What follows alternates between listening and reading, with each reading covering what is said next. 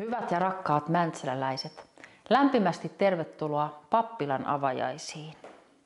3 vuotta sitten astuin kirkkoherran suuriin saappaisiin. Kuten arvata saattaa, niin työpöytäni täytyi välittömästi hoidettavista asioista ja kantaa piti ottaa monenmoisiin kysymyksiin. Eräs suurta pohdintaa vaativa asia oli, muuttaisiko perheemme tänne pappilaan. No, päätös ei ollut helppo, sitä ei tehty yhdessä päivässä eikä yhdessä yössä. Kun sitten ilmoitin tästä päätöksestäni rakkaalle työtoverilleni talousjohtaja Helenalle, heitti hän ilmoille kuningasajatuksen. Mitäs jos siirrettäisiin kirkkoherran virasto ja taloustoimisto takaisin pappilaan, paikkaan jossa se on ollut aiemminkin? No vau, se olikin sitten menoa ja loppu on historiaa. Yhdessä Helenan ja kiinteistöpäällikkö Visa Hämäläisen kanssa lähdimme ideoimaan ja viemään asiaa eteenpäin. Ja me kaikki todella innostuimme tästä. Niinpä sitten kun veimme asiaa luottamushenkilöille, niin koin, että se innostus levisi ja valtasi alaa. Koko prosessi kaikkine vaiheineen sujui ihmeellisen hienosti. Voisi sanoa, että käsittämättömän hienosti. Olen kokenut, että Jumalan suuri siunaus on ollut läsnä tässä kaikessa. Haluankin koko sydämestäni kiittää työtovereitani ja luottamushenkilöitä, pappilassa asuneita ja täällä työskennelleitä, mukana olleita eri alojen ammattilaisia ja museovirastoa saumattomasta yhteistyöstä ja tinkimättömästä uurastuksesta. Nimittäin työtä tämä kyllä on vaatinut, mutta ajattelen niin, että se on kyllä kannattanut. On pakko myöntää, että nyt kun olen saanut maaliskuusta saakka työskennellä tässä kauniissa pappilassa ja ihailla tätä kauneutta, niin mielessäni on pariinkin otteeseen käynyt kysymys, miltähän olisi tuntunut asua täällä.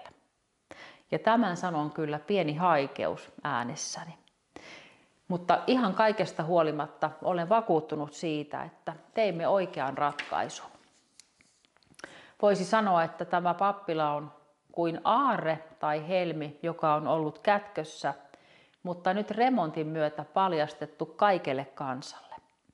Iloitsen ihan valtavan paljon siitä, että nyt meillä kaikilla on mahdollisuus nauttia pappilan kauneudesta ja inspiroitua tästä kulttuurimiljööstä. Sillä tässä maailmassa ja tässä ajassa me tarvitsemme yhdistäviä ja hyvää yhteyttä rakentavia asioita. Ja uskon, että pappila puutarhoineen todellakin edustaa kaikkea tällaista hyvää. Historian siipien havinaa ja ainakin minulla liikutuksen kyyneleitä. 7 kirkkoherraa perheineen ja pari apupappiakin hetkisen aikaa ehtivät asua tässä pappilassa ja nauttia Koivumäen ihanuudesta. Koivumäkihän tämän paikan nimi siis on. Mutta nyt on tullut aika mennä eteenpäin. Täällä talossa on hyvä henki, totesi eräs rouva täällä vieraillessaan.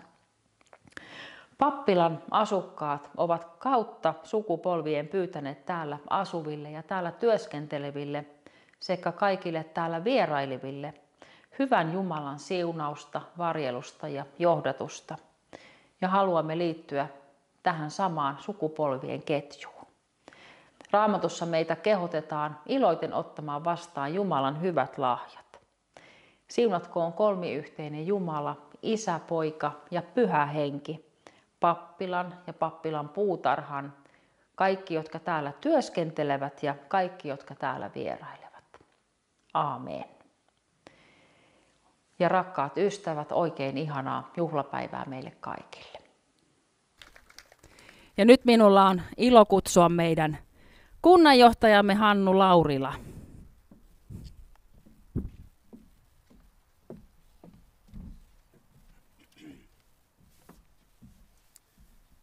Joo, kiitos Tarja. Arvoisat juhlavieraat, tänään niin kuin tuolla kirkossa kuulimme, niin vietämme kaatuneiden muistopäivää ja tietysti kunnioitamme kaikkia Suomen sodissa kaatuneita tai sodan kaltaisissa olosuhteissa kaatuneita.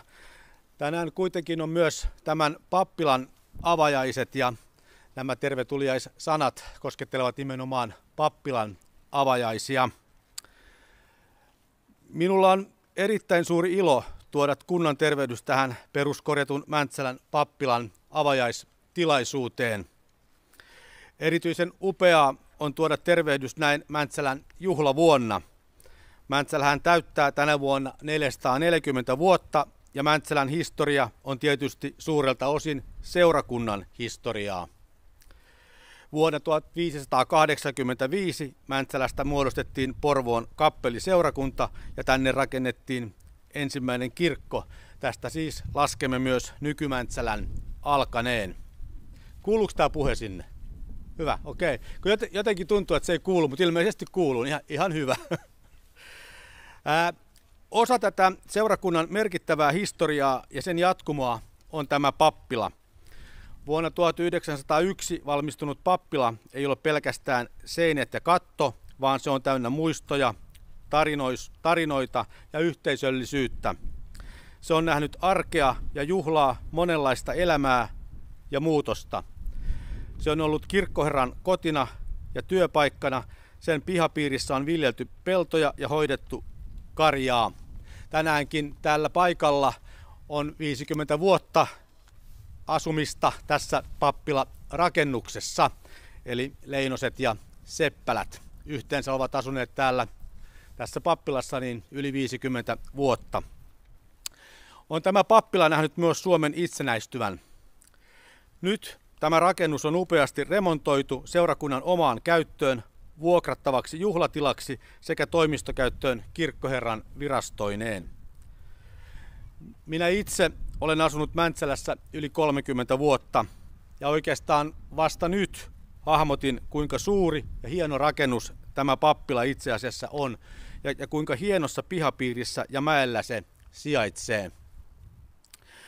Nyt peruskorjattu rakennus ja puistomainen pihapiiri luovat osaltaan positiivista kuntakuvaa ja kuvaavat myös erinomaisella tavalla sitä, että Mäntsälässä kunnioitetaan ja arvostetaan perinteitä.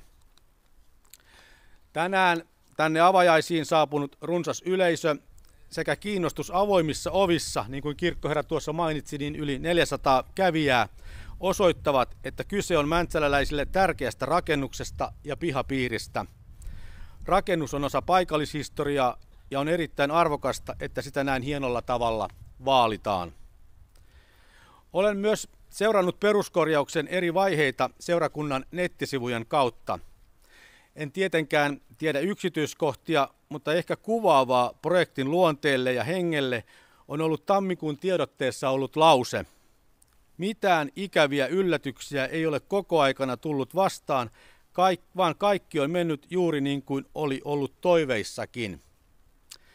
Edellä oleva lause on todella harvinainen toteamus, kun peruskorjataan lähes 125-vuotiaista rakennusta. Jotenkin tuntuu, että projekti on ollut erityisessä suojeluksessa.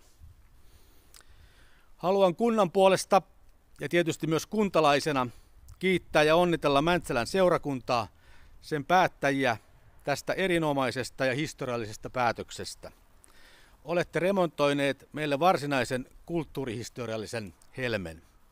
Tehneet kulttuuriteon isolla koolla. Toivottavasti me kaikki, ja niin uskon, otamme remontoidun pappilan ahkeraan käyttöön niin juhlassa kuin arjessakin. Haluaisin myös tässä yhteydessä ja tähän loppuun esittää teille kaikille kutsun ensi lauantain Mitä ihmettä -tapahtumaan. Toivotan myös kaikille erinomaisen hyvää avajaispäivää sekä oikein hyvää kevään jatkoa. Kiitos.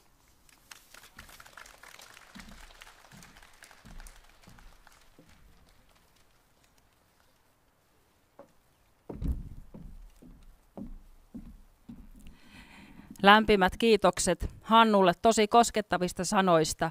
Ja nyt on ilo kutsua lapset ja Enni Pöykkö tänne lavalle. Tervetuloa.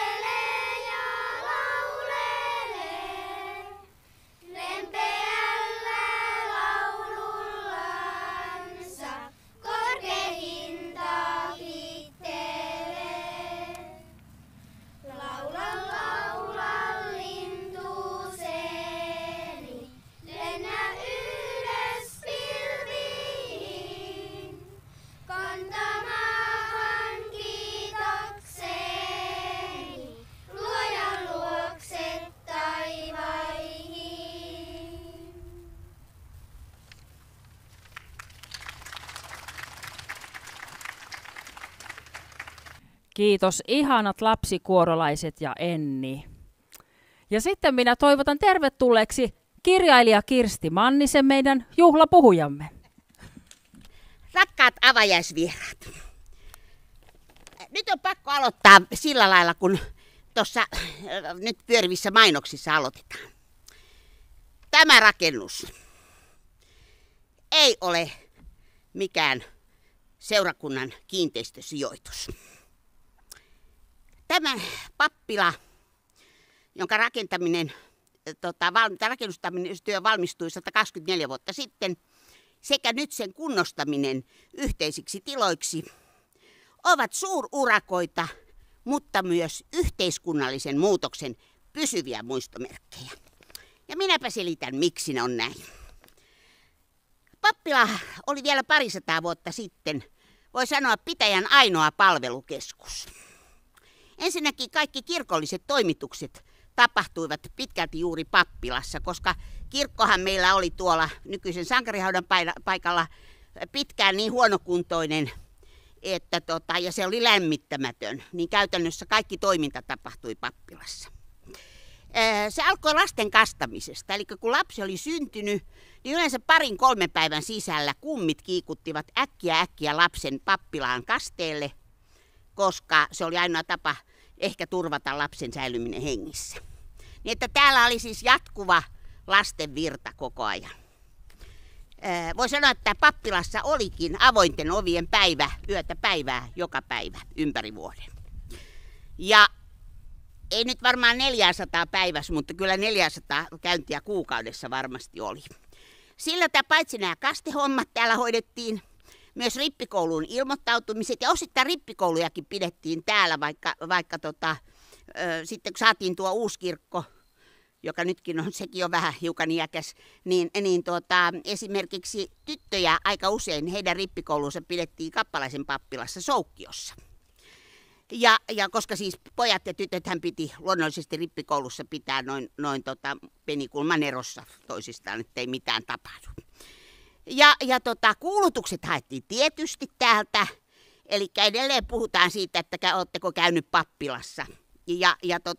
Eikä siinä vielä kaikki useimmat vihkimiset suoritettiin täällä. Siis jonkun kirkkohäät sellaisena, kun me tunnistetaan, niin ne oli hyvin harvinaisia. Että vihittiin, isommat talot järjesti ja kartanot hienoja häitä kotona ja vihittiin kotona.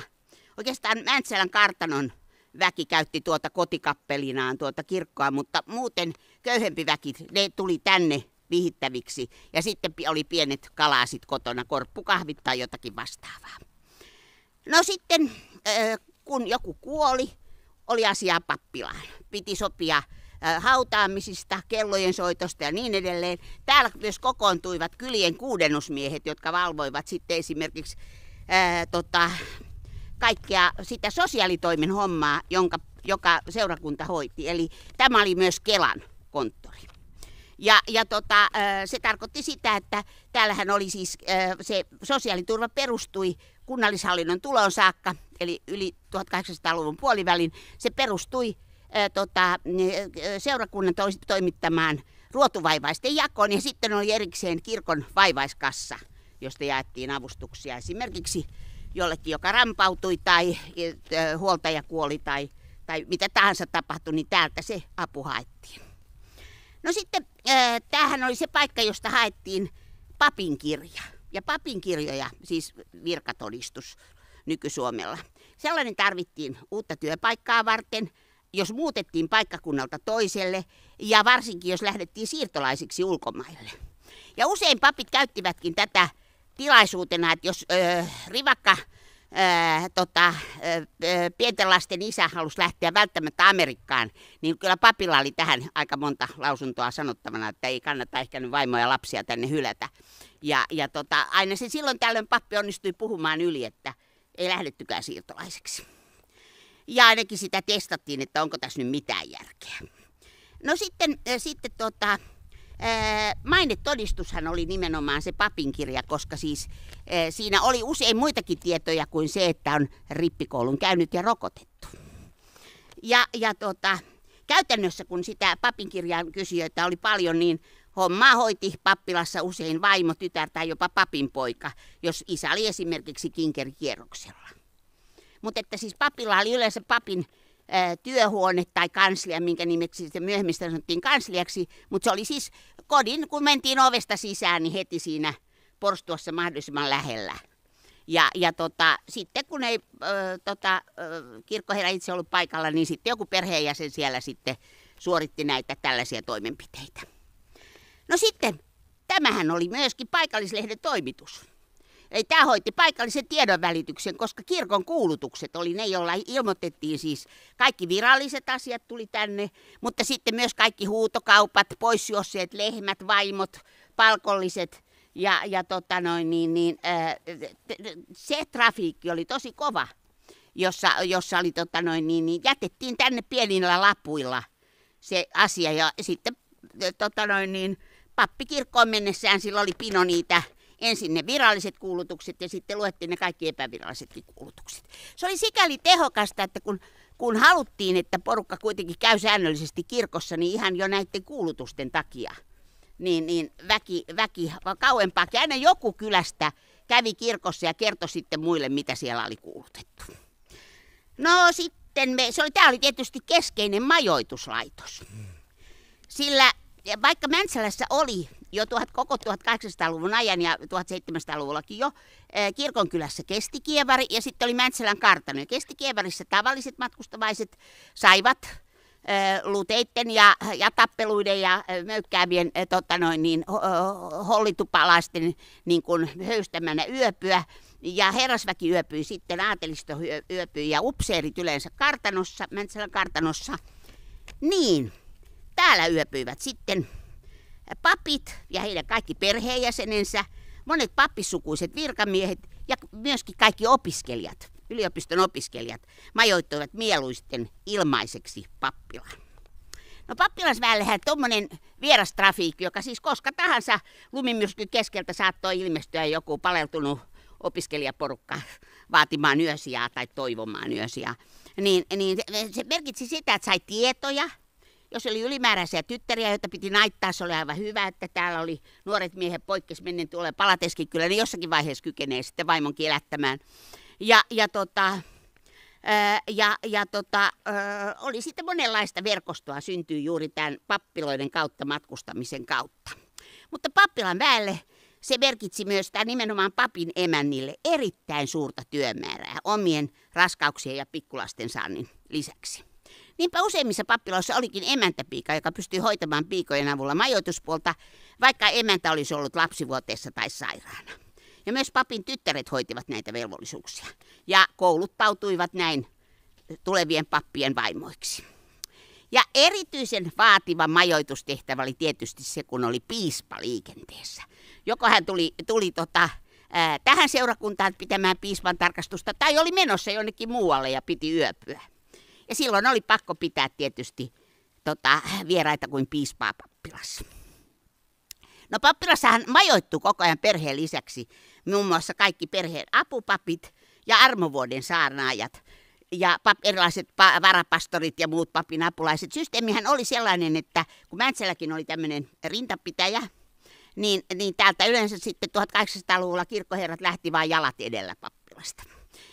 Ja sitten tarvittiin jo vanhan papin loppuaikoina tarvittiin apupappeja, jotka hoiti kaikki nämä rasittavat reissut ja hommat. Ja se ei välttämättä kirkkoherra nyt enää nähnyt eikä kuullut mitään, mutta hän piti sitä virkaa ja maksoi sitten pientä palkkaa apupapille. Tällä lailla esimerkiksi Mäntsälässä itse asiassa pappi vaihtuu 1800-luvulla vain 2 kertaa. Et ne oli todella pitkäaikaisia kirkkoherroja nämä. Niinpä sitten näinä 2 kertana, kun täällä pappi vaihtuu, koska tämä pappila ja tähän liittyvät viljelykset oli olennainen osa papin palkkaa, niin uudet kirkkoherrat kyllä otti kantaa hyvin pian virkaan astuttuaan pappilan kuntoon. Ja vuonna 1928, kun täällä astuu ensimmäinen 1800-luvun pappi virkaan, hän on Abraham Ehnruus. Hän toteaa, että se vanha pappila, joka on ollut suurin piirtein, mä sanoisin tuossa Urheilutien ja ton nykyisen vanhan paikalla, niin se oli niin huonossa kunnossa, että hän ei suostunut asumaan siellä, vaan hän oli piispan sisaren kanssa naimisista, oli vähän varaa trossata, niin hän vuokrasi kartanosta sivurakennuksen ja pani seurakunnan maksamaan sen vuokran. Jonka jälkeen kerrankin pitäjäläiset toimi todella rivakasti ja vuodessa rakensi uuden nelikamarisen pappilan Koivumäen korkeimmalle kohdalle, eli mä oon laskeskellut, että se on nyt ton Kappalaisen pappilan tuossa päällä ollut se vanhan pappilan alku, joka siis edeltää tätä. Ja niinpä sitten, vaihdetaan välillä paperia, Enruus, joka oli hyvin taitava talousmies ja talonpoikaista sukua ja kohden suoraviivainen toimija. Kun hän halusi esimerkiksi perustaa kirjaston, niin hän ei ruvennut seurakunnan kanssa tästä nyt tappelemaan. Hän osti kirjakaapin pappilan porstuaan ja pani sinne kirjoja ja haki vähän lisää suomenkielisiä kirjoja ja ilmoitti sitten saarnastuolista, että nyt on Mäntsälän kirjasto avattu. Hän yritti epätoivoisesti saada mäntsäläläiset perustamaan koulua, mutta tässä oli aina tekosyitä. Pari kertaa hän suuttui sitten siellä pappilassa sen verran, että hän kepillä huitoen ajoi pitäjän uppiniskaiset isännät ulos sieltä. Että aina ei ollut ihan avoimet ovet siellä sitten.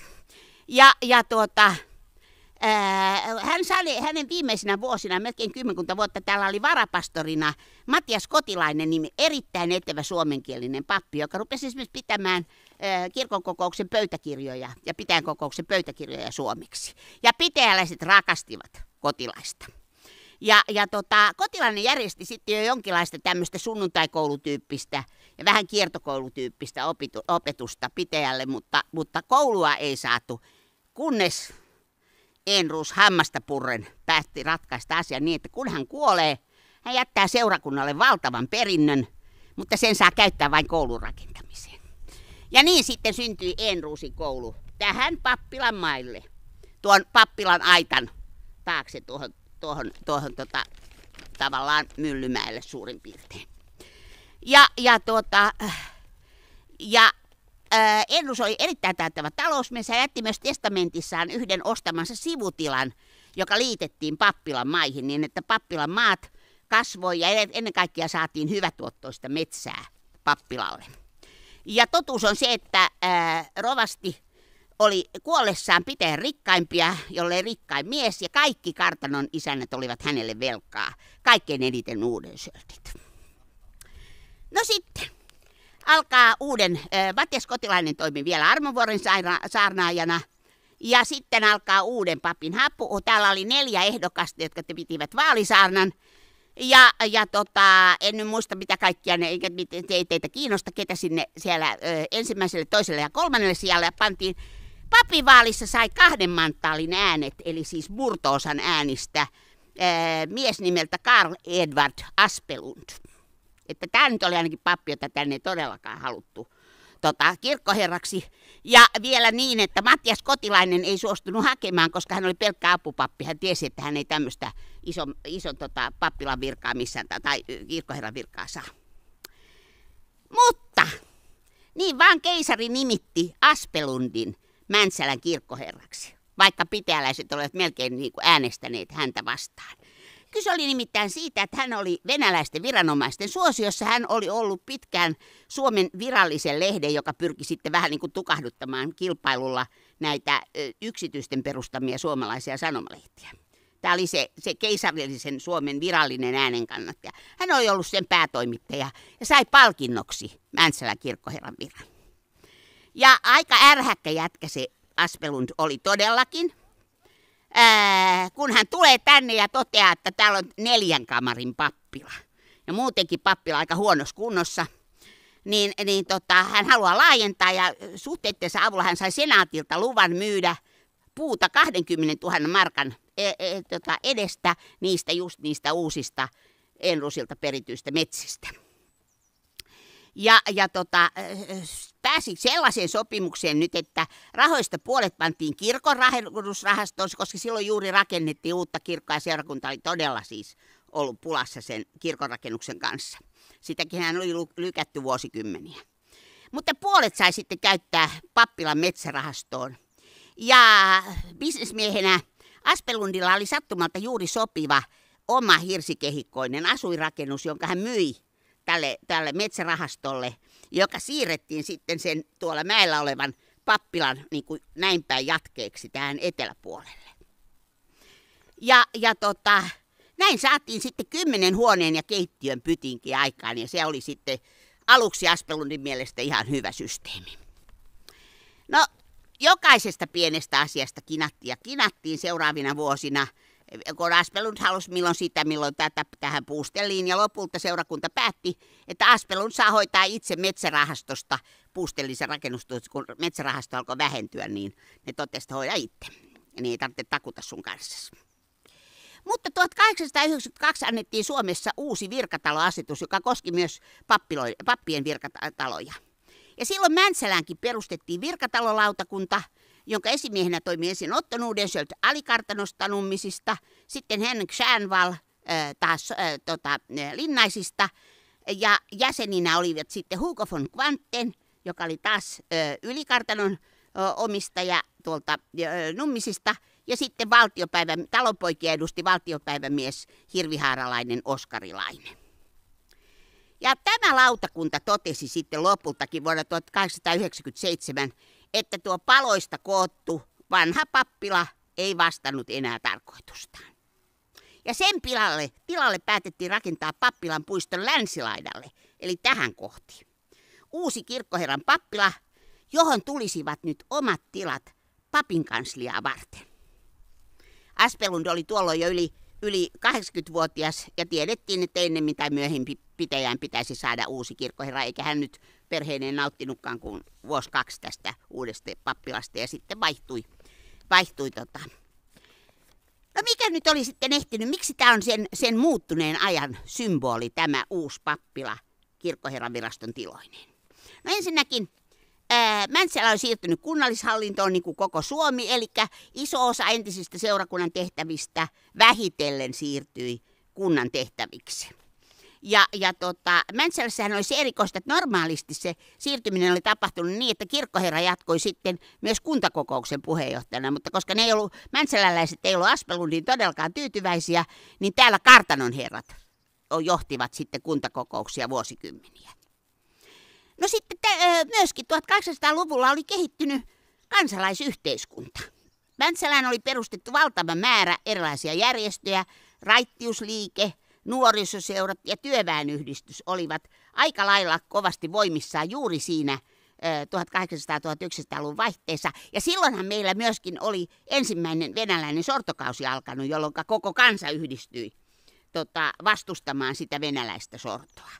Ja niinpä meillä oli se tilanne juuri silloin, kun tätä rakennettiin ja tämä valmistui, että täällä oli semmoinen edistysseurojen rintama.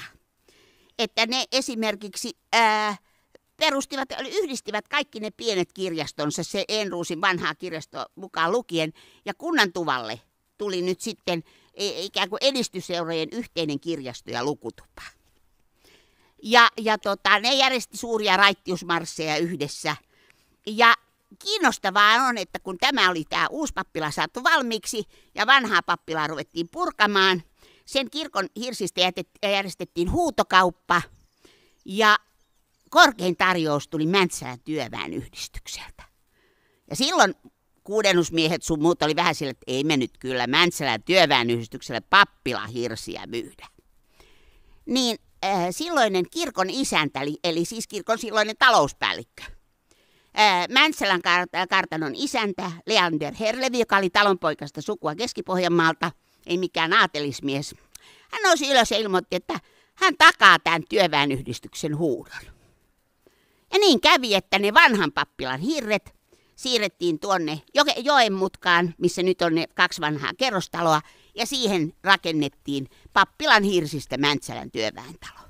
No ikävä kyllä se yhteisrintama, joka silloin 1900-luvun alussa vielä oli, se alkoi sitten murentumistaan ja se aina vaan oikeastaan toistuvien vaalikampanjoiden takia paheneva yhteiskunnallinen jännitys, niin johti sitten lopulta siihen onnettomaan sisällissotaan Suomen itsenäistymisen tiimoilta.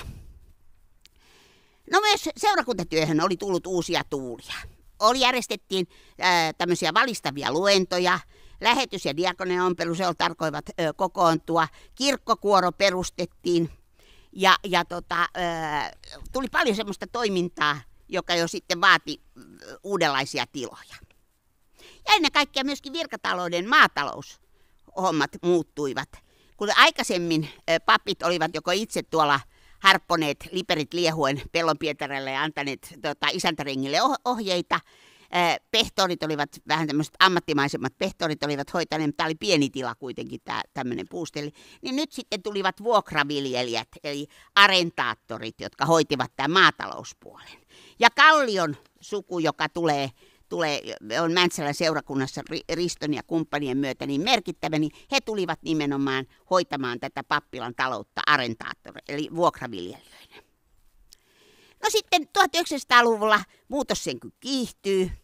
Ja sen ensimmäisiä oireita on se, että sitä alkaa sitten seurakunnan muuta toimintaa olla niin paljon, että tuohon sen ihan alkuperäiselle pappilan paikalle rakennetaan nyt sitten ensimmäinen seurakuntakoti.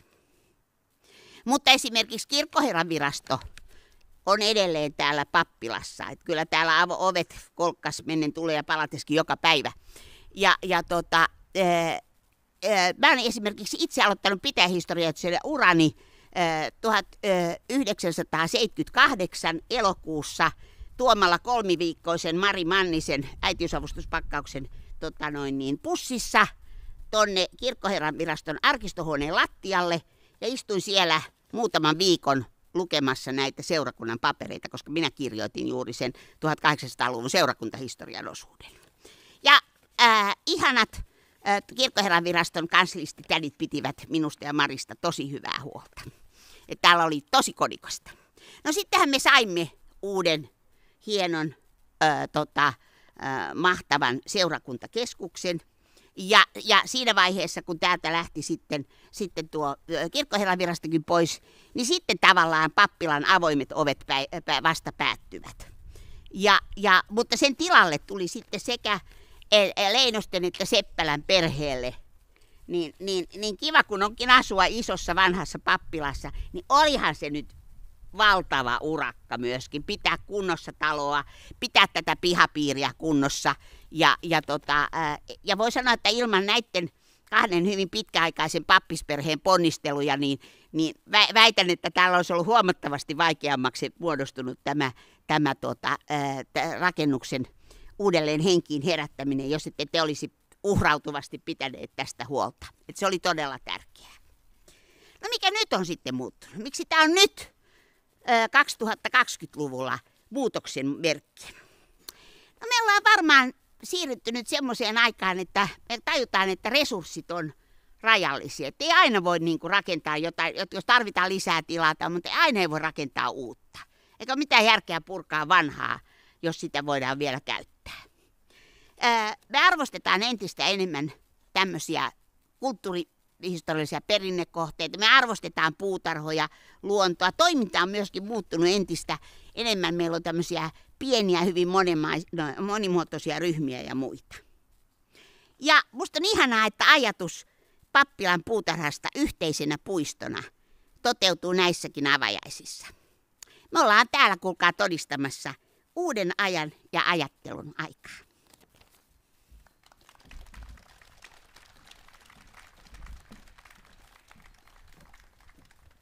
Lämpimät kiitokset, Kirsti, todella valaisevasta ja rikkaasta puheenvuorosta. Paljon tuli uutta asiaa meikäläisellekin ja oli kiinnostavia juttuja. Ehkä niitä saadaan kuulla lisää. Jos tutkit jo tätä meidän esitettämme, niin huomasit, takasivulla on pieni mainos, nimittäin Kirsti kokoaa yhdessä meidän tiedottajamme Helin kanssa pappilakirjaa, ja meillä on kunnianhimoinen tavoite saada se kirja jouluksi. Katsotaan, onnistuuko, mutta siitä tulee myöskin aivan upea, uskallan sanoa sen jo nyt. Mutta lukaiskaapa tämä viimeinen sivu. Alkoi kiinnostaa toivottavasti. Mutta nyt luvassa on musiikkia, ja Minna Blum ja Enni Pöykkö, tervetuloa. On kesän kirkas huomen ja suvi sunnuntai.